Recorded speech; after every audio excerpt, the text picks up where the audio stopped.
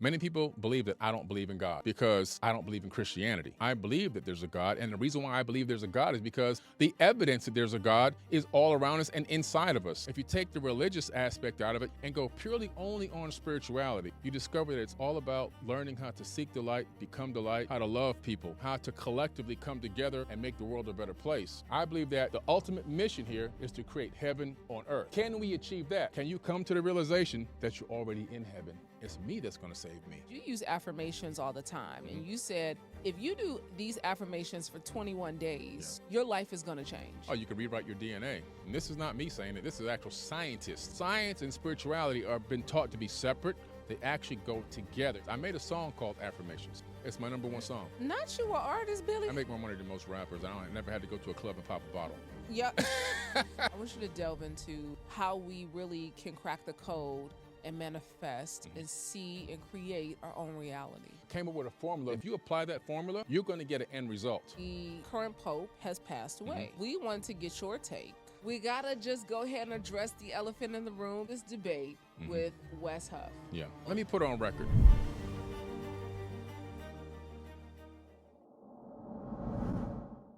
Welcome to Vaughn Empowers Talk, so we don't just scratch the surface. We dive deep into the lives of some of the world's most influential change makers. I'm your host, Brandy Harvey. Y'all, he is back.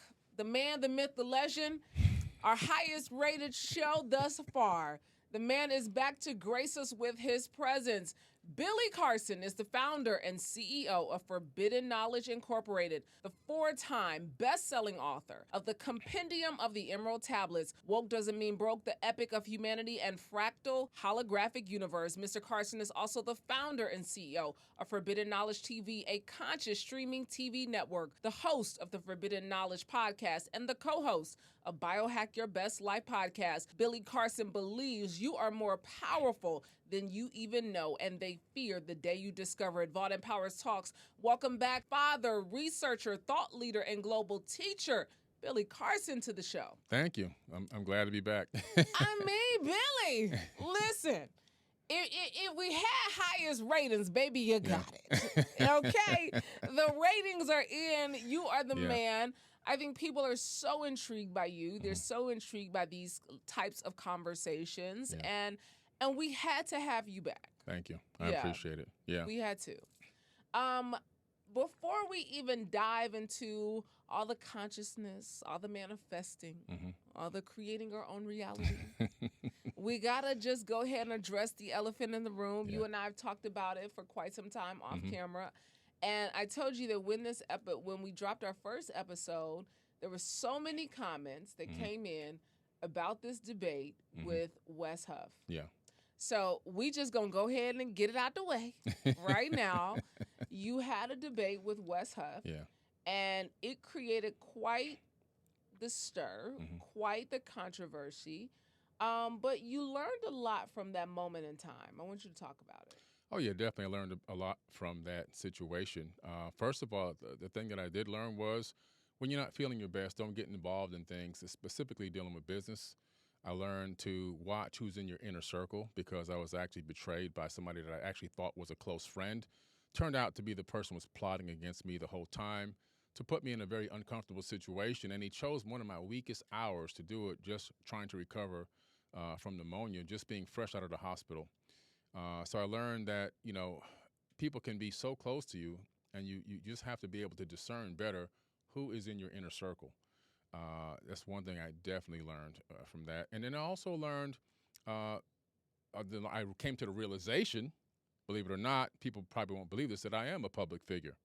You did not know this beforehand. I mean, no. Over 8 million, 10 million followers across all platforms. I knew I was popular. Views. I knew I was popular. I knew people, everywhere I go, people recognize me everywhere. But it didn't really settle in until this happened, when it went mainstream.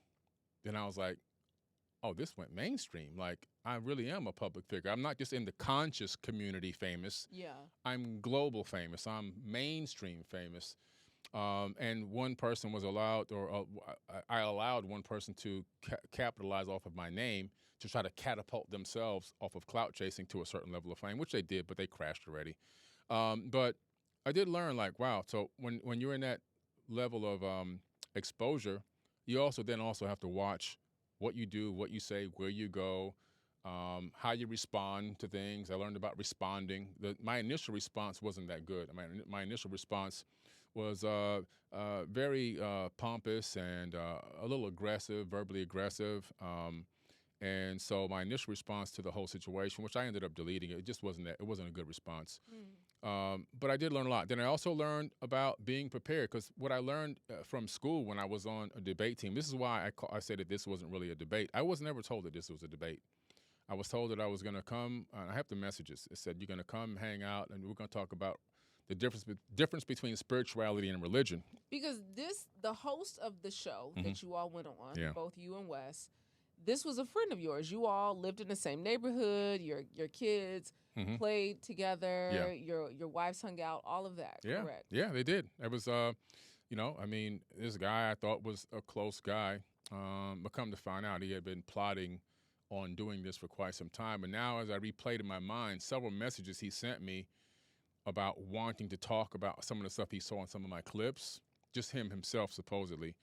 It all came rushing back, and I realized that he was really against everything that I believed in, and that he was he was into this apologetic Christian stuff, which is okay. I mean, listen, his wife is a Muslim. I love everybody. Right. He said that during the debate. Yeah, I love everybody. That his wife is a Muslim. Yeah. But I just little more things that he added on, like that I came to his house and banged on his door and scared his daughters. 2:30 in the morning. I rang his doorbell, and I have the recording of me ringing his doorbell, not only on my phone and where I state the time, the place, the location I'm at.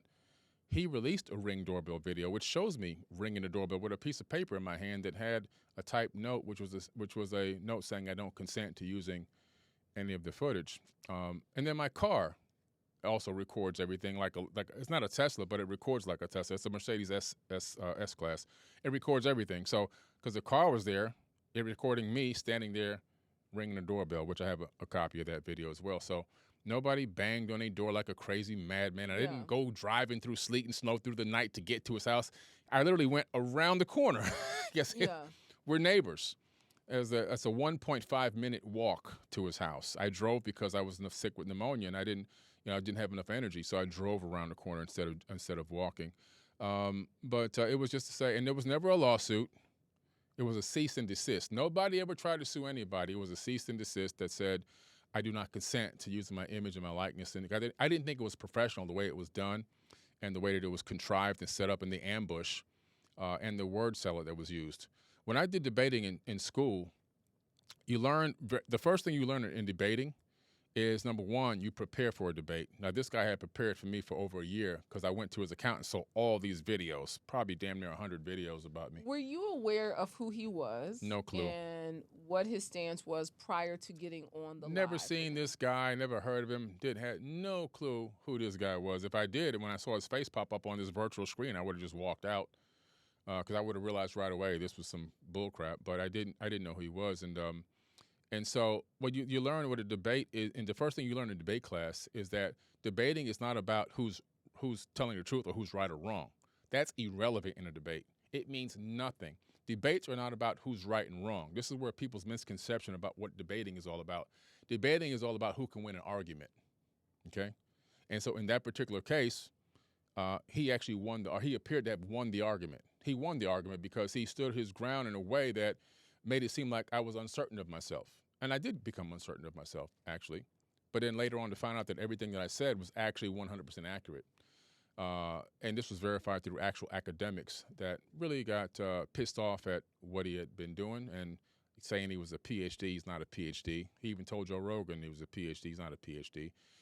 He's studying to try to get a PhD, but he's got many years to go. Who's to say he'll ever even get it? Well, there were a few moments in watching this, and we're not going to delve into this the entire interview. Yeah. So we know this, but there were a few moments in the debate where some of the texts that you made mention of were discredited as though those were forged texts, known forged texts. Yeah. So let's talk about that. Well, they came with their pre-set up questions, which should have gave me the red flag that this was already pre-planned. And they wanted to pick apart things that I had said about the Sinai Bible, the Codex Sinaiticus, and where there's no apparent crucifixion. Now, it doesn't mean that I don't believe that Jesus was or wasn't crucified. You see how things, before I get into it deeper, how things can be taken out of context? There's no context into my understanding or my personal belief about Jesus being crucified or not. In a podcast prior, I had mentioned, they were asking me about these things, and I had mentioned that there's different possibilities that may even exist. I mean, like the Sinai Bible, for example, in the Codex Sinaiticus. It's quite possible that Jesus was never crucified because this text is 14,400 mistranslations or different versions of the translation between that and the Bible, the King James Bible. And then on top of that, there appears to be no crucifixion. And so he tried to trip me up on that.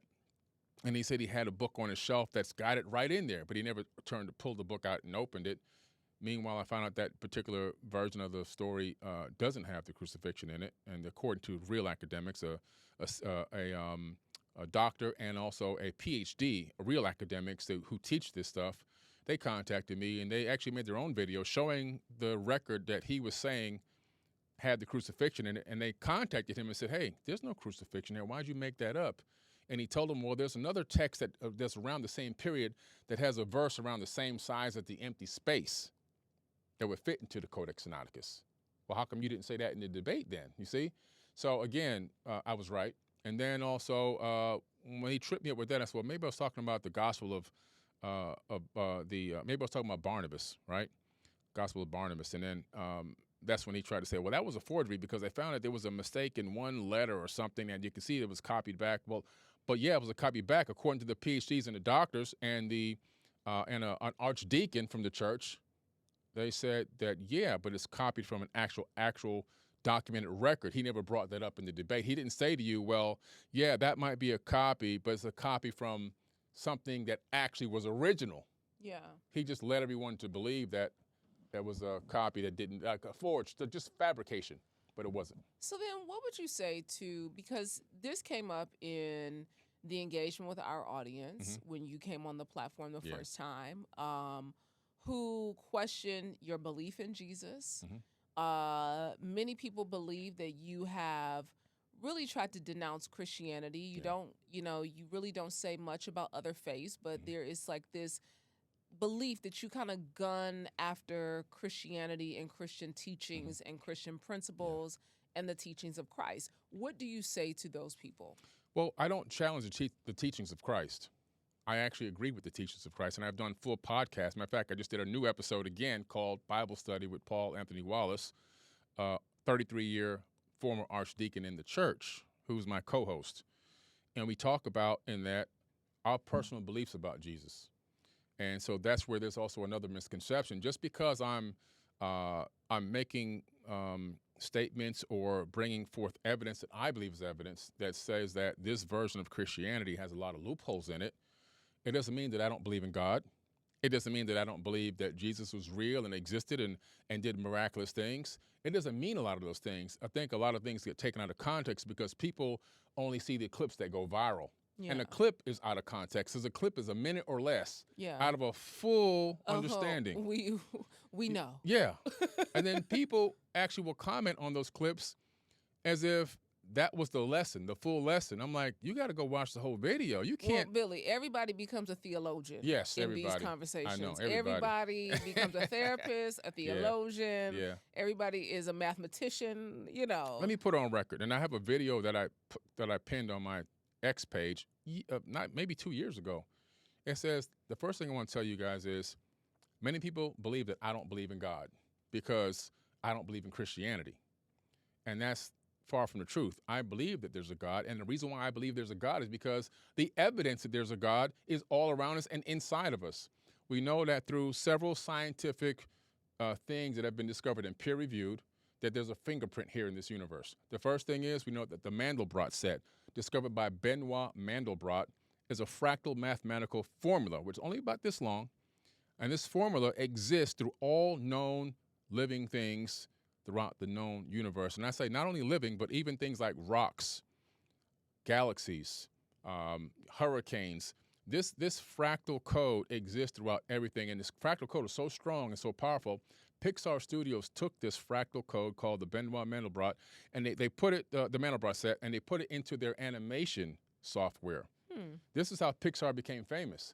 They said, we don't have to create every scene manually.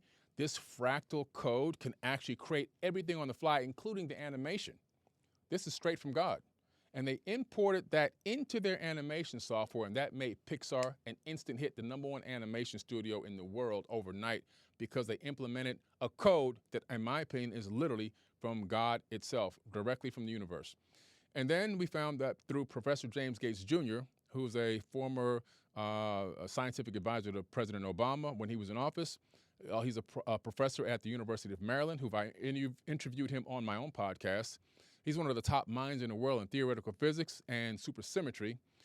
He took a team of super mathematicians and got together to find out what is this ether? What is this universe really made up of at its deepest core level? Well, they discovered something called Adinkra codes, just like the Adinkra symbols. Yeah. Mali, Africa, the Dogon tribe. When you take those patterns and you turn them from flat, two-dimensional patterns, which is used for decoration and blankets and so forth now, but you turn them into three-dimensional structures, they have codes hidden in them. And inside these structures, these codes are called Adinkra codes. And these codes are not your average code. They're mathematical codes called error-correcting codes. Now, these error-correcting codes are precisely the same exact error-correcting codes that we use for search engines and web browsers. Wow. Yeah. Search engines and web browsers run on that same code that's running all of this. Wow. So we see the Mandelbrot set. We have the Adinkra codes. And then now let's look into geometry. Let's look into the Fibonacci sequence, right, which we can find in everything throughout nature. It's even the dimensions of the Fibonacci and the golden rectangle and the golden triangle within the human body in shape and form. So this is all circumstantial evidence that's leading to a fingerprint. So if you were a CSI agent, right, and you're looking for the crime of creation, and you're looking for enough circumstantial evidence so you can convict somebody, all these things that I'm telling you now will be put together as evidence to say, this is a fingerprint. This is being left behind by a creative force. And that creative force then leads us to God. Yeah. You see? So science and spirituality are been taught to be separate. They actually go together. And when you combine the two together, you get a much bigger and broader understanding than the other way where they're separate. This is only science and this is only religion, and you can't really get the big picture that way. If you want to get to the root of everything, the quantum physics, quantum mechanics, supersymmetry, and science can actually back up what's happening on the spiritual side. So because of that, and there's one more thing I want to mention. Scientists got together in a lab and they created something called an 8th-dimensional quasicrystal. Now, when they positioned this 8th-dimensional quasicrystal, and I'll give you some graphics for this, by the way, they positioned it, they created a shadow, a light shadow, a shadow of light, not a shadow of darkness, which created a 4th-dimensional quasicrystal. And when they positioned that 4th-dimensional quasicrystal in a particular angle, it created a sphere. And that sphere is a light shadow of a higher dimension, which they believe is the universe that we're living in. So almost like a hologram. Yes. We're living inside of a fractal holographic matrix made of light. The Bible was right. The Quran is right. All the ancient indigenous peoples were right. We are living in a creation. There's no doubt about it. What I'm saying is science is pointing to the method used for this creation. The method that this entity, God, used is a fractal holographic matrix of light, which is based on the Mandelbrot set. It's based on error-correcting codes. It's based on quasi-crystals and all these other formats that allow it to allow this realm to actually exist. So what I'm hearing is part of this cracking this code for you is not about, I think most people want you to believe one way. Yes. And one thing. But part of your code of what you've cracked is that the spirituality and not the religion. Yeah, I don't want the religion because religion is man-made. Religion is man-made. When anytime I can read certain parts of the Bible where it's clearly oppressing women, where they're vindicating and approving slavery, where they're approving starvation of people, where they're approving slaughtering an entire town because one person speaks against me, slaughter the women, slaughter the children, slaughter the virgins, unless you want to keep them, it says, and you could take them with you. Vengeance is mine. Yeah, bring me back the spoils of war. Now, when I'm thinking about God, I don't think God needs any spoils of war. So why would he demand them to bring spoils of war back? It didn't add up to me. So what I'm saying is certain things that are in there are influenced and remixed by a flesh and blood person.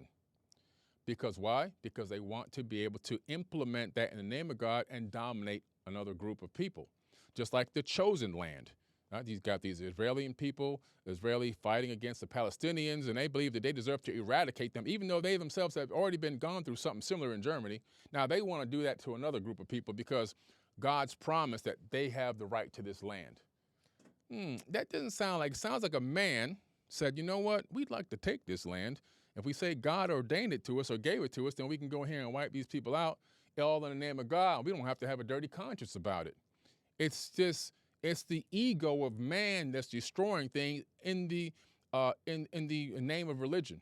And so if you take the religious aspect out of it, you take the remix out of it and go purely only on spirituality, you go to some of the more ancient teachings, you discover that it's all about learning how to seek the light, become the light, how to transmutate all the darkness inside of you, how to love people, how to be of service to others, and how to collectively come together and make the world a better place. And I think that religion, it gives a person a mind where they don't have to take responsibility for their own actions. In other words, I can do whatever I want to do. As long as I call on the name of the Lord and ask for forgiveness, I'm good to go. So I can go drink all weekend. I can go cheat on my wife. I can hang out in the streets. I can dog somebody out. I can judge people. And as long as I get that one last repent in before I take my last breath, I'm good to go.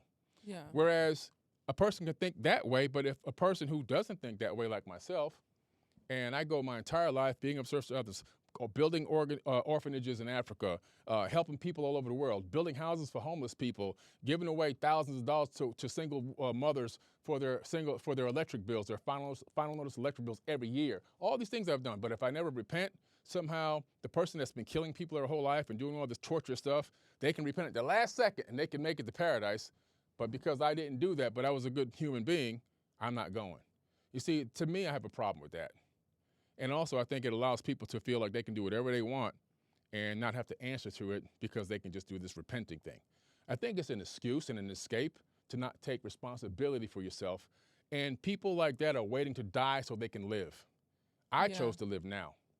I believe that the ultimate mission here is to create heaven on earth. Absolutely. Can we achieve that? Can you, in how many generations, can you come to the realization that you're already in heaven? The heaven you've been waiting for is right underneath your feet. Can you convert this into a heaven? Can you alchemically take the darkness and turn it into light? Can you bring a golden age to this planet? And how long will that take? To me, that's the ultimate mission. For sure. I mean, you've talked about this before, the Ordainers of Destiny. We talk about being ordained to do things. There's always been the Ordainers of Destiny, and we really are that for our own lives. I want you to delve into how we really can crack the code and manifest and see and create our own reality. Absolutely. You know, in the ancient Sumerian tablets, there are these beings that they're not God, even though some of them masqueraded as gods, by the way, but they just had advanced knowledge. So to the people who didn't have the knowledge, they appeared to be godly or to be spiritual. But they were just very extremely smart people. And in my opinion, they were the ones that wielded some of the advanced technology that built some of these ancient sites that we see all around the world. And some of them call themselves the Ordainers of Destiny. Not all of them, but some of them call themselves the Ordainers of Destiny. And they would have this crystal tablet, believe it or not, which is just wild that they would have a crystal tablet because it almost sounds like an iPad or something, the way they talk about how it looked. And on this tablet, they would see potential future outcomes on this planet, this breakaway civilization they were creating here.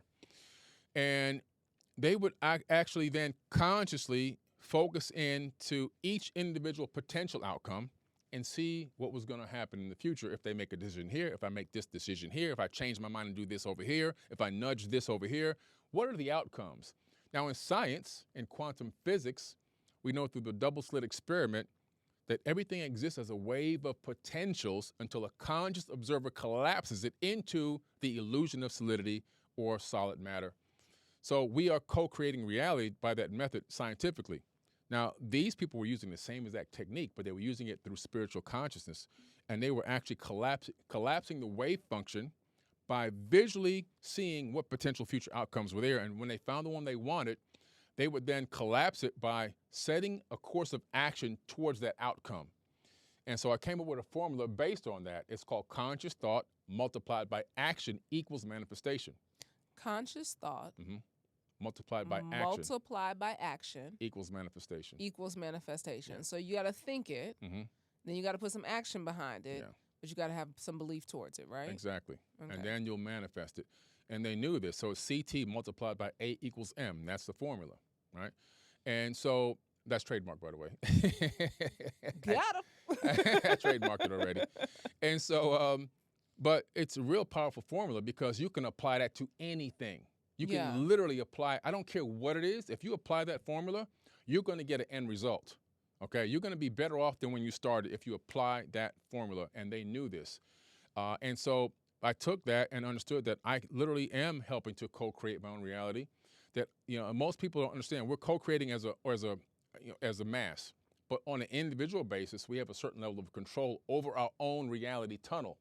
Most people are not aware of it.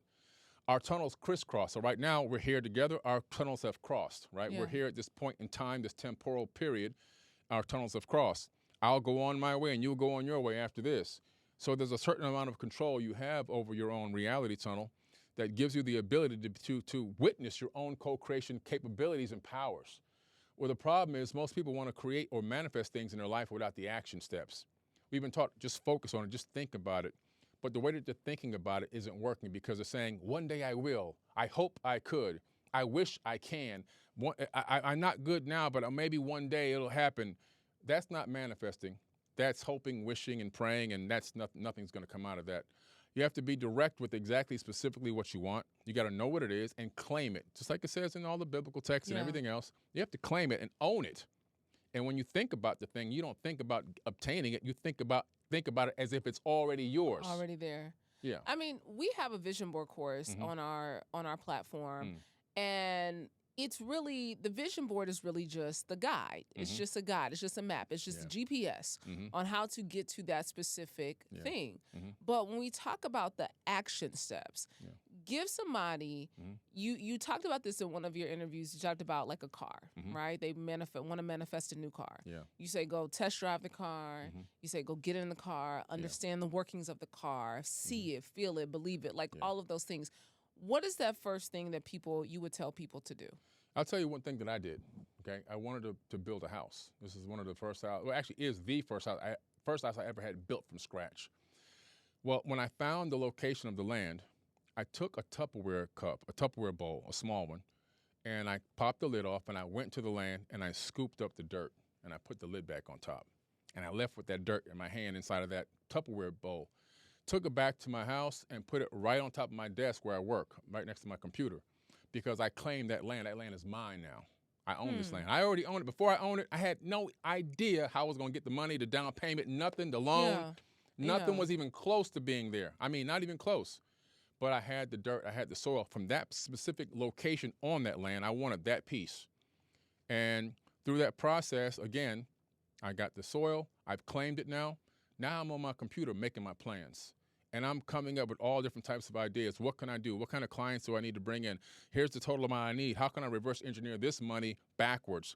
What can I do to obtain contracts to help me get enough to put this down payment? So once I get the down payment, I'm going to lock it in. And I literally reverse engineered it, and I was able to get new clients. I had a marketing company at the time. Get some marketing contracts, get some prepayments and so forth, and close a couple of other big deals, and I was able to make that down payment. Once I made the down payment, I knew I was home free. Yeah. I was going to get that loan. But again, it's that. But then when I came to my meditation process on this property, I've already got the soil. I've already claimed it. I'm doing my reverse engineering for my action steps.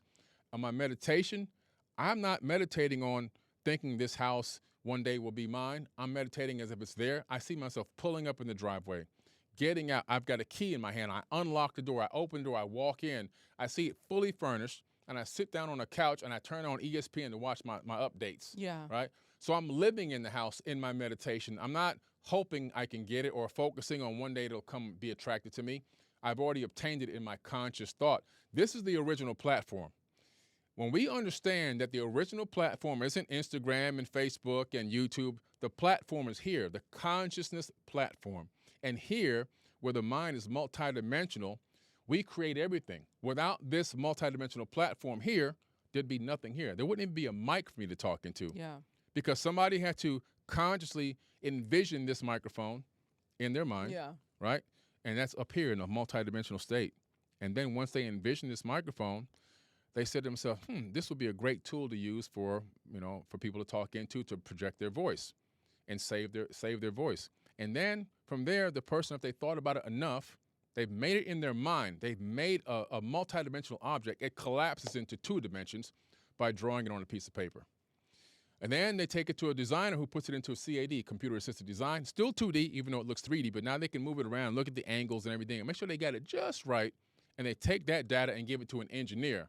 The engineer brings multidimensional concepts from collapsed into 2D and brings it up into 3D, and now we have a 3-dimensional microphone that I'm speaking into now because an engineer learned how to stack atoms in a way, like Legos, that give me a tool that I can actually use to broadcast my voice. So the point I'm making is it all started as a conscious thought. Yeah. And then action was taken, and now this mic is manifested. Man doesn't make anything. We consciously create in our minds, and then we take that creativity and we stack atoms like Legos, and we create tools that we can't make the atoms. They already exist, right? They were already here. We can only stack them. But we're creating everything as we go, and if we didn't have that power, there'd be nothing here. We'd be sitting here. We wouldn't be sitting down. The chair wouldn't be here, Yeah. right? We'd be under a tree somewhere butt naked. So people take for granted how much power we have in creating. We've created everything on this planet. It's time to stop wishing and start doing. That's why I've created the Vault Empowers Vision Board course. This isn't just about cutting out pictures and hoping for the best. We're talking strategy, clarity, and taking action. It's a video course and a workbook to guide you step by step in creating a vision board that actually works. Go ahead and click the link to purchase my vision board course today. I mean, I love this because I think so often we get caught up in the minutia, right? We get caught up in these little things, right? The little things that become the distractions in our lives. But when we really understand that we truly are the ordainers of our destiny, that we are co-creators with the Most High God, to see everything that we say, our lives go to another level. Absolutely. Absolutely. See, this universe, in my opinion, is imbued with divine energy, which is coming from God. And that divine energy is flowing through every single atom in our body. Scientists, not only did they find out that you can store information on DNA in a volume, which is incredible, a scientist named George Church took his ebook and replicated it 80 billion times and then downloaded it onto one drop of DNA. He converted the zeros and ones that made up the ebook into A, C's, T's, and G's, which is read-write for DNA, and then he dropped it onto the DNA, and then he converted it back from A, C's, T's, and G's back into zeros and ones and uploaded it back to the server. So DNA is read-write. Is this the Matrix? Are we in the Matrix? Oh, we're in the Matrix. We're in the Matrix. I'm telling you, that's what my book is called, The Matrix Code Revealed, the Fractal Holographic Unit. The Matrix Code is revealed in my book. I'm telling you. It's real. And we are literally living inside of, we're part of a sophisticated divine program. Whether some people think that they take that up, I got blood in there. Yeah, but at the deepest level, you don't have blood. At the deepest level, there is no blood because your blood is made of atoms, and atoms are 99.9999% empty space. So there's not even any blood there. Matter of fact, there's so much nothing here in this realm. There's 8.3 billion people on Earth. If I took away all the empty space and the atoms from everyone's body, I can fit everyone into one sugar cube. There's nothing here. I want you to go into this a little bit deeper because even when we think about water, right, and the study that's been done on water and the scientists who did this neuroscience that you put the water in the jar, love, hate, the frequency that goes into it. And when we think about our own lives, we really are conducting water experiments every day. Every day. On these 70% water bodies that we have, right? Yeah, well, the Bible says the tongue is a two-edged sword, right? It's a fact. Some of these people knew what the heck they were talking about because the body is made up of 70% water. And Dr. Masaru Emoto, who I was blessed to be able to not work with him because he passed away, but I worked with his understudy for some time on frequencies and 432 hertz and the power of water, learning how water has memory and what water can do based on emotional output. Now, when you look at water, if you do have water and you bless it, you pray over it, you send positive vibrations to it, positive thoughts to it, it will crystallize in a very positive way underneath a microscope. If you have negative thoughts towards the water or speak negatively towards water and then look at it under a microscope, it'll have malformed crystals. Sometimes it won't even crystallize, which is crazy. So we know that water is directly affected by conscious output. Now, if your body's made of water and you're sitting there thinking, I suck, even if you're saying it quietly within your own self, that's still a vibration. How? Because your thoughts don't stay inside of this bone, the skull. Your thoughts leave your skull. We know this because if I put an EEG cap on you, I can capture your thoughts and send it to a computer. This is why when people walk in a room, you don't have to say anything. That's right. Your energy speaks for itself. You can feel their energy. You can download their energy. You can quantum entangle even with their thoughts. Absolutely. Which is real science. And so you can't speak negatively about yourself. You can't think negatively about yourself. And even when you're speaking towards someone else with vile, that is also affecting the water in your body. It's making your water malformed, making malformed cells. It's affecting your mitochondria, your organelles, and everything within the body, and creating this dis-ease, which eventually turns into disease, which then has you pushing up daisies. I mean, because it sounds elementary, right, when you say it like that. Mm-hmm. But it really is a simple way to live your life. It is. Yeah. If you can focus on peace. Unfortunately, I've been in situations where people I've been around, they don't believe that you can live without having an argument. And they almost convinced me that, oh, yeah, you have to have arguments. I even went to a counselor one time that said, arguments are normal. You have to be in arguments. I'm like, do I have to be in an argument? I mean, even we talk about relationships, right? Yeah. Talk about if this is your person. Yeah. How are they when they're angry? You should be arguing with each other. Yeah. How is he in an argument? Right. Yeah. And I'm like, I can have a disagreement, but nobody should attack me to the point where I now have to respond, loud and out of my character, which can happen. It's happened to me. I'm thinking there needs to be no argument. There's no need to argue. We can literally have a strong disagreement. And at the end of the day, we can leave with that, I agree to disagree, and still love one another and still not have an argument. And I think that we've been fooled into believing arguments have to happen, and we self-sabotage ourselves because things look like they're going too good. We make things happen that bring this negativity in, or we create situations for ourselves that just hold us back. It's all programming code. We have to begin to separate ourselves from those thoughts.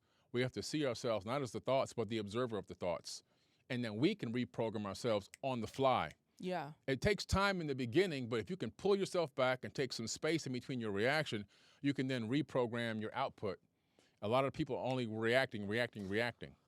Billy, I'm so glad you said this because a few weeks ago I went on live and I talked about this because I was having one of those, just a shitty morning. You know how you just get in your feelings, you get in your emotions, right? Yeah. And I told this story of how I made something to eat. I made this salad and I was about to eat it. And I got this phone call. Now, mind you, I've had Chinese medicine practitioner Jia Mingzhu on the show. We talked about how we eat, how it affects our digestion, stagnant liver, all your qi, all of these things, right? I get this phone call. I immediately put the food down because I said, you already having a whole reaction. What we can't do is put some food on top of this, right? Right. But what I did in that moment, Billy, is I said, you need to get on the frequency. I put on a 10-minute meditation. I got quiet. I focused on my breath. And immediately I got back on the frequency. Shifted my whole entire day, shifted my whole mindset within 10 minutes. Powerful. And I think that so many people forget that they have power inside of themselves to shift reality at any given moment. Absolutely. You hit it on the head. I learned from myself that getting angry and frustrated and getting out of my character only tortures myself. Yeah. I'm only punishing myself. I'm literally making my own self sick. Absolutely. You know, it's the worst thing you can do to yourself. No one's feeling this headache. Yeah. Because I've been screaming and yelling at you. Nobody else is getting this headache but me, okay? Exactly. And I just came to the realization at this point in my life, at the age I'm at right now, I'm just like, you know what? I don't have to argue, and I'm not going to argue. Yeah. I'll disagree, and we'll work things out. We'll talk through things, but I don't care who it is, but I'm not arguing anymore. That part, I'm just not going to do it. I'm going to have more control over my consciousness and my ability to process information and take that space like you did. And when we can do that, then we truly get back into our true character. Yeah. And also in a high vibration. And that high vibration will supersede and override any low vibrations and bring positivity back towards us. Because whatever vibration we get into, that is actually what's going to come toward us like a boomerang. The universe says, oh, you want to be in a bad mood? Well, I'm going to send you a whole bunch of stuff. It's like a whole avalanche. Yes. Of bad, like, you get this one feeling, and if you're willing to ride that feeling out, baby, you're going to get it the whole day. All day. And wherever you look, here comes more stuff. Yeah. Yeah. You know, and I said, man, I can't allow myself to be in this position. And it's a gradual process breaking out of that, you know, and I still catch myself every now and then slipping into it. But when I catch myself, like, okay, I see what I did there. Yeah. Okay, I got that. It's a learning lesson. Let me make sure in this particular thing, it blindsided me, but I'm not going to allow that to happen next time. It's a learning process, but if you work on it, you can become really good at it. Yeah. I mean, the cells, let's talk about how our cells feel the frequency, how we are able to really shift that consciousness and that thinking in that moment. Because you use affirmations all the time. And you said, if you do these affirmations for 21 days, your life is going to change. Oh, you can rewrite your DNA. And this is not me saying it. This is actual scientists, peer-reviewed science. A duplicated, replicated study was done where they said, okay, we're going to have a group of people. We're going to take their vitals and everything else. We're going to check their body, check them on the cellular level, and then we're going to have them do positive affirmations for 21 days. So people were doing positive affirmations 6 to 9 times a day for 21 days. And when they came back to get another checkup and some blood work done, they found that they had pretty much began to rewrite their own DNA. So that's mind-blowing, that we have the power ourselves, without any kind of surgery, without any kind of prescription drug, to actually rewrite our own DNA just by speaking positively of ourselves and speaking positive affirmations. I made a song called Affirmations. It's my #1 song. Not you, an artist, Billy. How you know this? I've been on Billboard. Oh, what? 2018, Return of Enki album. I produced the album, and I appear on 4 songs on the album. I've got 340 songs in global distribution right now. Wow. I make more money than most rappers. I never had to go to a club and pop a bottle. Yep. Clock that tea. Billy said, I don't have to go make no club appearances, baby. I ain't got to do that. I got songs playing on TV shows, Atlanta Housewives, documentaries, movies, playlists at malls, shopping centers. Yeah. We sitting at dinner, we listen to Billy Carson. You don't even know. You have no idea. You don't even know. Yeah. And I'm coming out with a new album right now that I'm co-producing with 21 Savage's producer right now. Billy, hold on. Wait a minute. Yeah. Are you rapping? Every now and then I drop a verse every now and then. There's a song called Black Night, which actually got charted, and I have a chart plaque called Black Night, and that came out, and I'm actually on 1 verse on that album. 21 Savage is on your album? Not 21 Savage, his producer. Oh, okay. He's helping me co-produce an album right now, a new one. Okay. Yeah. What's your rap name? Forbidden Knowledge. Oh, okay. You can look it up on Spotify. I know he was, Get on Spotify, Apple, whatever, Deezer, these all those excited. Ooh, you know they like it. Look, Billy, where your chain at, baby? Where the chain at? I make a lot of songs. I try to make songs that are all 432 hertz. So, so all my songs are on the right frequency. I have some 528, but mostly 432. So 432, 528 hertz frequency, which is good. This very heart frequency. Frequency, good for the DNA, good for the cells in the body. The nervous system. Because you want your body to celebrate. You want your cells to celebrate. You don't want your cells to disintegrate, which is what 440 hertz does. So all my songs are encoded at 432 and 528 hertz. I have meditation tracks. I have some meditation tracks that are all 11 minutes, 11 seconds. I've got some that are shorter, meditation videos, and I have conscious hip-hop songs, but it doesn't sound like it's being preached to. It sounds like trap music. When you start hearing the lyrics, you're like, well, let me look that up. Now I got a researcher on my hands. I done turned this kid into a researcher, like Anunnaki. What the hell is that? Now they're looking into ancient civilizations and stuff. You see, so I did a reverse psychology. So let me go after these kids by giving them music that they like, that they know, because the first thing you hear is the beat. If you like the beat, they got you hooked. You don't know the words right away. Yeah. Then you learn the hook. Now I got the hook. The hook has to be powerful, and it has to teach something. And then from there, you get the lyrics. Now I want to know what the hell I'm saying, because this song is bomb. Now when they look it up, now I got them Googling and researching everything I want them to think about. I love that. Yeah. I mean, because you've talked about two affirmations in particular that you've been very vocal about. Mm-hmm. I am the architect of my life, and I am worthy. Yeah. And when you break down the whole idea, because I am worthy is one of mine, and I say that I am worthy, I am enough, I am a captivating woman, I am loved, I am cared for, I am adored in the world. And so I say those things to myself. So I attract love, and I feel like people like me. Everywhere I go, I'm captivated. But you talk about being the architect of your life and being worthy, because for so many moments in your childhood, you did not feel worthy. I didn't feel worthy. I felt like I was, grew up in abject poverty. I mean, I came from beneath the gutter, like literally. People have no idea how hard it was to be able to go outside and take a bath in your backyard, because with the water hose connected to your neighbor's house, by the way. Wow. Because we didn't have water. Wow. We didn't have enough money to empty the septic tank, because there wasn't a sewer system back then. It was a septic tank. I don't know if that neighborhood has sewer now, but we had a septic. And so it was full and overflowing, and our house was the stinkest house, because the sewage was literally flowing out from the top of the grass in the front yard. And we didn't, because of that, you couldn't take showers in the house, and you couldn't run water in the sink when you did have water, because it would fill up with sewage. Okay? Yeah. So you had to go outside and steal fruits off of trees from neighbors' houses to eat those fruits. A lot of times we just had a box of matzo crackers, Jewish crackers with thin wafers and butter, or Cairo syrup and toast, that white clear syrup on top of toast. Sometimes neighbors would give us some food here and there. And holes in my shoes, holes in my pants. I was growing so fast, all my crotches were ripped open because the pants were too small. I would get picked on because I only had 2 pairs of pants, so I had to outsmart everybody to stop getting picked on. I'd go to the store and get the Ritz dye. I read this story about you, Dye the pants. I would bleach them first, then dye them and dry them out and change the colors, so it looked like I had multiple pairs of pants. And I would wear a very oversized T-shirt to cover the crotch area so that people couldn't see the hole in my crotch.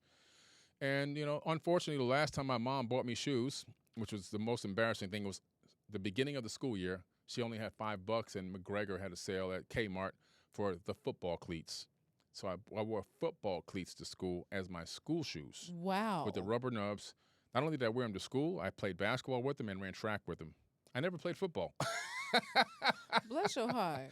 So I know what it's like to suffer and struggle and be poor and broke and have nothing to eat, and like I said, taking showers outside and not having electricity. And because of the gunfire in the neighborhood, sometimes we have to sleep on the floor, because you need the baseboard as extra protection against random bullets coming into the house, because we even had a couple of bullet holes from the cinder blocks on the outside of the house. We got hit with a couple of bullets, the house did.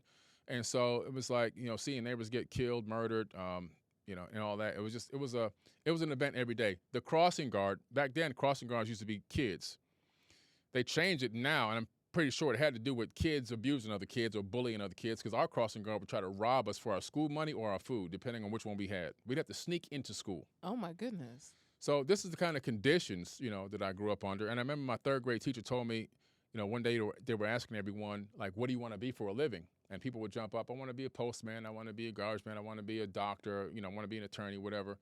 And I jumped up and said, I want to be famous and be on TV. And the teacher said, Billy, you'll never be on TV. You'll never be famous. Look where you come from. And everyone started laughing at me. And I became like a laughing stock for months after that. Wow. And I cried. I cried like a baby, I ain't gonna lie.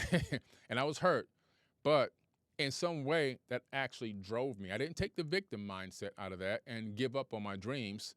And now I'm one of the people with the most billions of views on the most screens, probably damn near almost in the world, outside of professional athletes and professional singers. And I'm on probably over 100 TV shows on mainstream channels like Travel Channel, History Channel, Discovery Channel, Science Channel. And my topics range across the broad-ranging topics. But again, I could have let that destroy me. Yeah. And I could have took the PTSD mindset, but I took the PTG mindset, post-traumatic growth. I took all of that was against me, and I put it all together, and I packaged it and put it inside of my heart, and I said, I'm going to thrive because I don't deserve to be here. I deserve abundance. Abundance is my birthright. I truly believed it. I believe that I deserve to live a better life. I believe that I deserve to be able to grow and develop and do things that I want to do, and that this what I'm looking at is not my reality. This is temporary. I always saw it as temporary. And one day I sold my toys door to door. I went door to door with my little toys and asked for donations. Because you wanted the ice cream off the ice cream truck. Correct. And all your friends were getting ice cream. Yeah. And you weren't getting any. Wouldn't get any ice cream. I was like, how can they buy ice cream? Where'd they get this money from? We all in the same neighborhood. Where y'all get y'all coins from? I'm like, man. Yeah. So I said, you know what, I'm going to sell my toys. So I went door to door. I violated my mom's rules by leaving the front yard because the neighborhood was deadly. And I went around one block, boom, boom, boom. And I got $13 and change asking for donations for my toys. And that's when, I knew my life was going to change. And that's when I said to myself, I actually said this, it's me that's going to save me. I knew it. Yeah. It's me that's going to save me. Yeah. To the person who's listening to you right now who doesn't have a PTG mindset, a post-traumatic growth mindset, what would you tell them to do? Well, the first thing they have to do is they have to get out of the victim. They have to realize, and this is hard to do, and it's not a negative thing, but that they've taken the victim role in the whole global universal scenario. They've said, these things happen to me, and now I'm being punished in some way, and I feel this anxiety and this punishment, and I can't escape it. The hard thing is to move through that and realize that everything that's happened to you has brought you to the point where you are now, and you can capitalize and you can use it as a catalyst to get to the next level if you want to see it that way. You see, some people say the cup is half full or the cup is half empty. I don't even see both of those. I see that the cup is overflowing. Why? Because on top of the water, there's atmospheric gases that exist inside the cup, and that's overflowing out of the cup. So the cup is always overflowing. My mind is seeing things totally different. They have to shift the way they're believing and seeing things. They have to really realize that everything they've been shown is almost really an illusion, but an illusion that's guiding them down the path. And there's a fork in the road on that path. They can go down the dark side or they can go down the light side. They got to come to a point where they draw a line in the sand and say, enough is enough. I'm not the victim anymore. I deserve better, and I want better, and I'm going to manifest better for myself, and I'm going to take the steps to do better, become better, feel better, become healthier mentally and physically. And when they take that stance, that positive stance, and are assured of it, and their feet are firm on the ground, that's when they can begin to shift out of that vibration and move into the right direction. Yeah, I totally believe that. I think that we give up so much of our power when we blame other people. Yeah. There's so much talk. I mean, you are a seasoned chicken out here. You know, you got some seasoning on your chicken, Billy. Over 50 years old. 53. You're in great shape. Thank you. How important is your physical health to the work that you do in the world? Super important. I mean, my podcast schedule this week is brutal. Intense. Yeah, it's intense. I mean, you're leaving here and you're on a whole tour after you leave here. I'm gone. I worked this morning. I stayed up. I said, well, might as well not go to sleep. I got to leave at 4 a.m. Left at 4 a.m., took care of some business again in another place in Weston, went to the airport, hopped on a plane, came here, going to leave here, go do a podcast. Then I'm going to go hop on a plane tomorrow, go do a podcast, have a business meeting in the evening, fly down to Tampa, do another podcast, have another podcast that evening. Then I'm going to drive down to Sarasota, do another podcast, and go back to Tampa, hop on a plane, and go back to the house. Yeah. Now, that takes a lot of physical strain on the body and the mental, right? Right. So you have to be prepared for that type of workload mentally and physically. And so, because those scenarios happen a lot, I have to really take advantage of the time when I can exercise and work out. And even when I'm not able to get to the gym because of that type of travel schedule, I'm working out in the bed. Yeah. I'm literally doing leg raises, crunches, squats on the side of the bed. You know, I'm open the door to the bathroom and just lean my feet back and pull myself forward, do curls, calisthenics. Anything you can do to keep the blood flowing, keep the lymph pumping, and to show the body that you're not neglecting it. And, of course, you know, take the decent supplements that the body needs to keep yourself healthy, I think are also very important. But health is wealth. When I was dying from pneumonia, and I do mean dying, my white blood cell count was trending towards 40. I was above 30. My organs were going into shutdown, and I had a near-death experience. And I came to the realization that week of going through that whole thing emotionally and physically, that it doesn't matter what you have. Yeah. I can't get out of this bed right now. Yeah. I literally could not get up out of the bed. And so it gives you this sense of reality and also the mortality of this life. And to be honest, that even gave me more vigor for wanting to take care of myself even more, and for wanting to smell the roses even more as well. Like I'm stopping to smell the roses, even if it's just to look up at the sky and enjoy the clouds for a minute, you know? I take these little moments to just enjoy because tomorrow's never promised. And, you know, and without, no matter what you obtain in this life, you know, if you're not healthy, it means nothing. If I was a trillionaire, if I was the world's first trillionaire and I was stuck in that bed forever, I mean, what would it matter? What would it matter? Yeah. Nothing. Does nothing for you. So, yeah, take care of your body. Take your body and your health seriously. This is your temporal body. You only have it for a period of time. And also, I believe that's part of the test for us as well, how we take care of ourselves. Do you respect your vessel that you're actually inhabiting at this moment? Come on, Billy. You know I live by this. Go ahead. Keep going. Yeah, I'm right here with you. That church is saying amen. Okay, Billy. Because a lot of people take their vessel for granted. And, you know, it's like, oh, I'm doing this so many good things, and I'm helping this and I'm helping that. Okay, that's fine. Congratulations. But what are you doing for your own personal self? One of the things I learned just through, you know, getting on an airplane, and they tell you that if we lose cabin pressure and the oxygen mass drop, make sure you put that on yourself first and have oxygen flowing to you first before you help anybody else. Yeah. And I think a lot of people just give away all their energy without looking back to putting that energy back into themselves. And a lot of people will say, well, I'm too busy, I can't do this and I can't do that, or in my schedule. I started putting my exercise on my schedule. Because it's on my schedule, it's getting done, right? My fitness is on my schedule. My self-care is on my schedule. So when I get that notification, it's time to do that for me. And we have to prioritize our health, prioritize our mental health, prioritize our self-love. If we don't do that, we'll get carried away, giving away all our energy all over the place and nothing for ourselves. And I saw it happen to my mom. Unfortunately, she died at 62 years old. Right. And she just gave, and accepted, and she lived a very stressful life, especially with my dad, unfortunately. And I saw it just literally steal her entire life away. It took the breath of life literally out of her body. And she ended up dying from ALS, a neurological disease. That was all stress, years and decades of no self-care and just being stressed out. And I said, that DNA is in my body, so I have to do better. And I can't allow this to be something that runs in my family, right? Yeah. And so I decided to take care of myself. Yeah. Take care of ourselves. The choices we make, right? It comes down to, it's all a choice. Yeah, what doesn't run in your family is nobody ran in your family. Right. That's what they saying. Exactly. That's what they be saying, Billy. Ain't nobody ran in your family. I mean, we're coming off of the heels of Easter. Mm-hmm. You've had many conversations about the crucifixion. Yeah.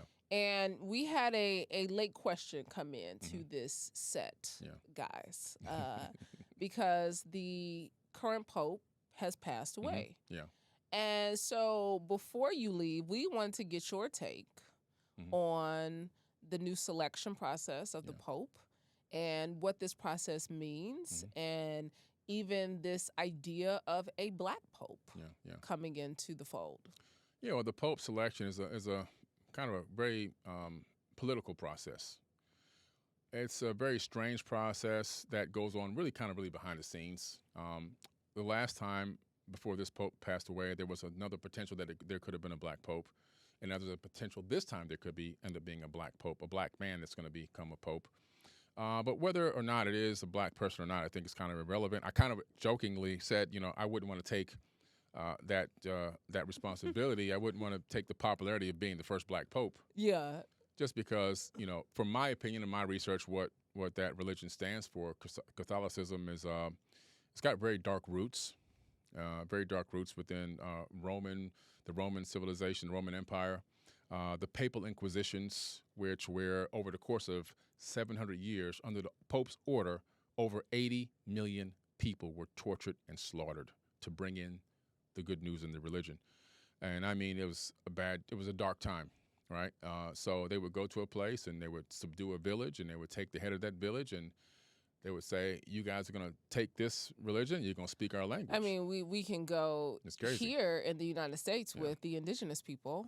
The American Holocaust. I mean, the Native Americans and what Catholicism did across this country. The American Holocaust was brutal. 111 million indigenous natives of the Americas slaughtered and killed over the course of 70 years. Wow. Wow. And they always want to talk about Hitler, but what about these two events? Now, Yeah. you can go to Rome and you can go to the museum where they have the torture tools on display. So you can't question this. They're proud of these tools. They have the Pope's spear. You ever heard of that? No, I haven't. It looks like a pear-shaped object with a long spear pole coming out of it that they would insert into the woman's private part, and then it was spring-loaded, so it would pop open on the inside. Well, if y'all couldn't see on camera, I just clenched up very tight. I know y'all could not see, but your girl it just got real tight in this chair, okay? Just know that. That's one of their tools to bring you to Christianity. And when you see that happen to a woman, now all the women in the tribe are going to be like, you know what? We Christians now. We Catholics now. I'm sorry. I mean, there is a show. I mean, and we are going to get into even this deeper discussion of the Pope. But there's a show that I love called 1923. I love the show 1923. Taylor Sheridan, we want you to come on the show. But he's the creator of 1923. And I will say that the show did a really good job at depicting history. And especially when it came to the Native Americans, indigenous people in this here North America, and when the children were taken to these schools. And the abuse severe. That happened with these indigenous children in these schools, in these Catholic schools with these nuns. When you see it unfold, I feel like they did a really good job at depicting that history. Oh, yeah. They did it really well. Yeah, it's real. I mean, the savages were treated horribly. Oh, Jesus. Now, they call the indigenous people savages, although they were living mostly in peace, unless they had a tribal dispute with another tribe. Yeah. Mostly living in peace. And the whole thing was to dominate, control, put the boot on the neck, and to monetize them. So here I am sitting under a tree with fruit. All I have to do is reach up and grab the fruit and eat it. Now you come, you take claim of that land that I'm on with the fruit tree. You build a structure there and make me work inside of it so I can have to now buy the fruit. Yeah. You see what I'm saying? Yeah. Yeah. So that's the whole trick behind it. And a lot of this abuse is mental because they're embedding it into the consciousness, and that's going into the RNA. They were very smart. They knew that torture would go into the body, and the next generation would be subdued and more easily controlled, and a generation after that, and a generation after that, that they would create this epigenetic bloodline of people that were ready to be dominated and controlled and ready to become slaves without even knowing they were going to be slaves. I mean, but we saw it in the Native Americans, the indigenous people of this land. We saw it with the African people who were stolen and kidnapped and brought to this land. And so it is a cycle. And so we think about, and that goes back to our earlier conversation of religion. I mean, we can go to the slave castles, the slave dungeons on the western coast of Africa. Oh, yeah. Sierra Leone. The church. Yeah. The church is on top of the slave dungeon. Right there. Yeah. It's right there in the name of God. So what we're saying and what I've been saying for a long time is, again, I'm not against God. I'm not against Jesus. I just did a whole video about what I felt about Jesus and how I feel he's a template for mankind to usher in another level of Christ consciousness. See, I believe that the second coming isn't this man flying in on a cloud. I believe that the second coming is the Christ consciousness in our minds. The renewing of our minds. That's right, the renewing of our minds. And when we get enough people on that frequency, the whole world will shift overnight. It will be an instant, in the twinkling of an eye, this world will shift. We have to get the right number of people on that frequency. So it's just that my view or my understanding might be slightly different than other people's. I don't have the dogmatic understanding. I have a much more spiritual understanding, an understanding to me that really is much bigger than religion can ever be. I'm talking about on a universal scale, because everything we do here literally echoes into eternity. For sure. The butterfly effect of everything that happens here, everything we enact here, it affects everything throughout the known universe. And so it's much bigger than people even think, you know. And I don't take on the egotistical mindset that we're the end-all, be-all of creation, that we're just the new kids on the block. And there's been so many other civilizations that have gone on and lived, not only on this planet, but even throughout the known universe.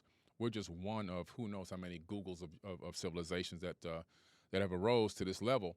And it's up to us to understand, you know. But back to the Catholicism, it's just like, the people who really run the world from behind the scenes is really somebody called the Black Pope. And this black pope is a super Jesuit. He's a super Jesuit general who goes in under this specific oath, which I have written out the oath and posted it online many times. But do you know that governments of the world can't go to war unless they get the approval from the black pope? The black pope controls who can go to war, who can't, controls economic decisions around the world. So for people listening, because they're going to say this is the black pope. Yeah. Not a black man. Okay. Not a black man. I know it's going to be, he said, No. I know it's going to be some of y'all. Not a black man. Yeah.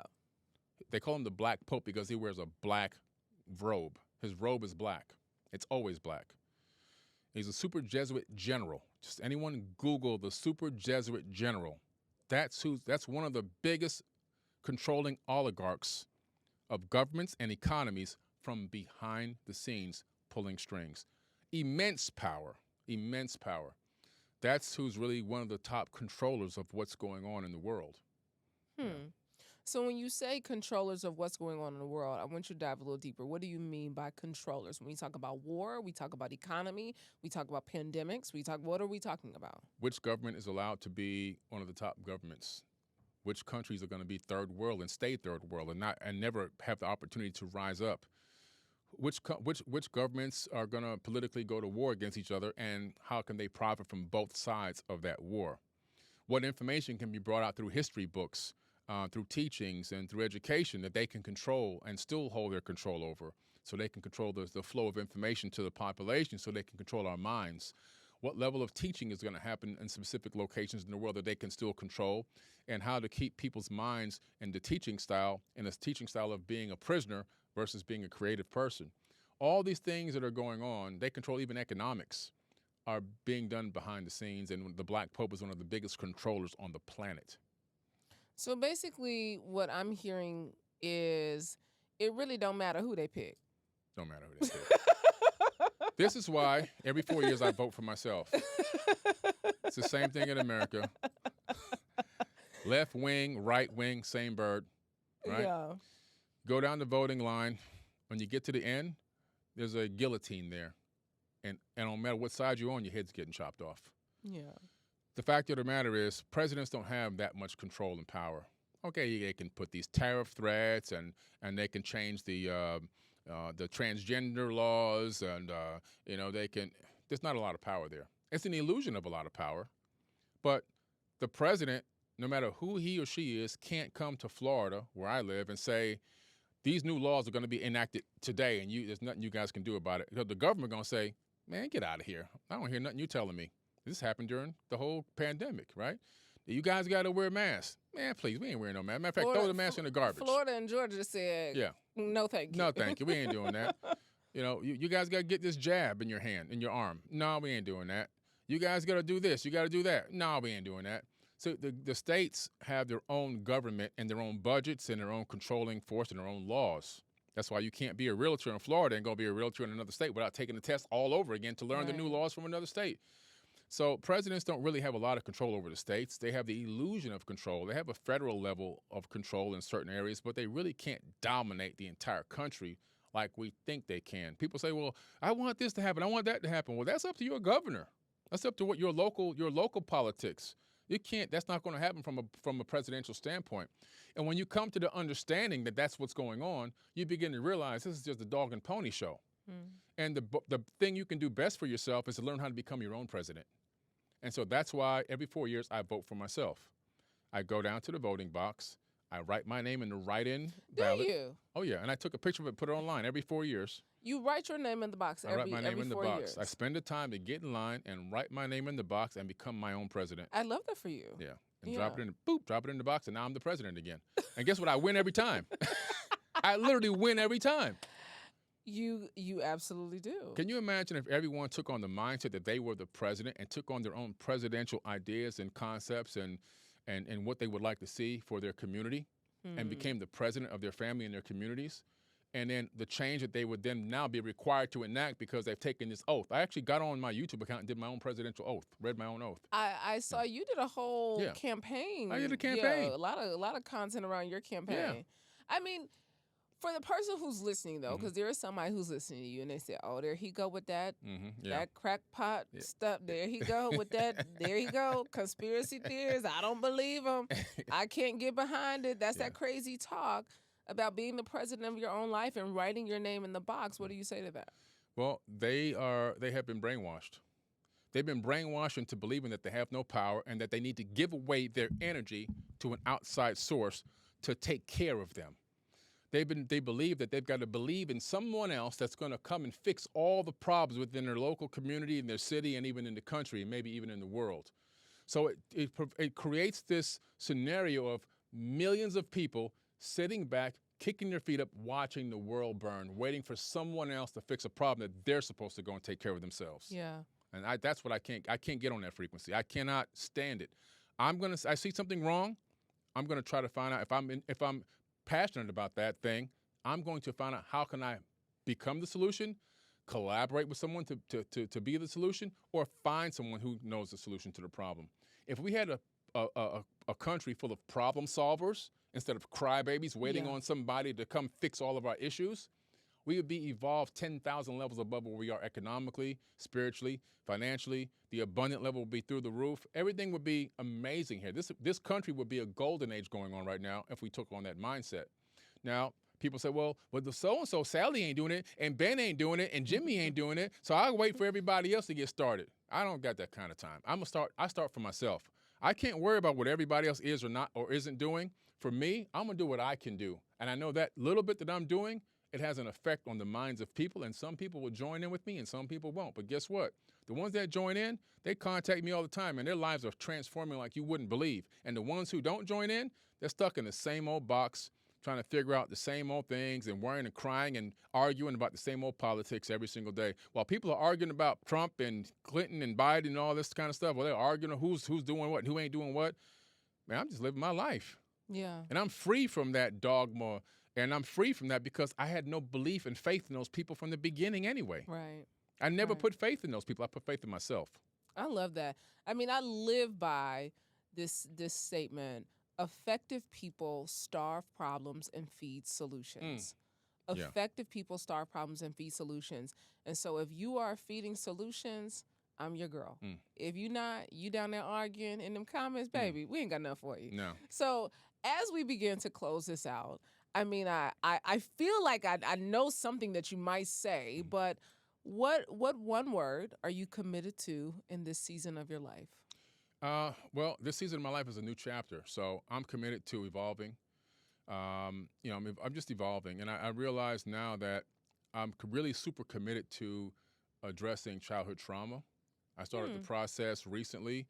Some of the stuff I talked about today, even, to be honest with you, just 4 months ago, probably would have broke me down to talk about it. But I was able to talk about it today with strength and vigor and not feeling the emotional impact that made me so sad that I almost wanted to cry.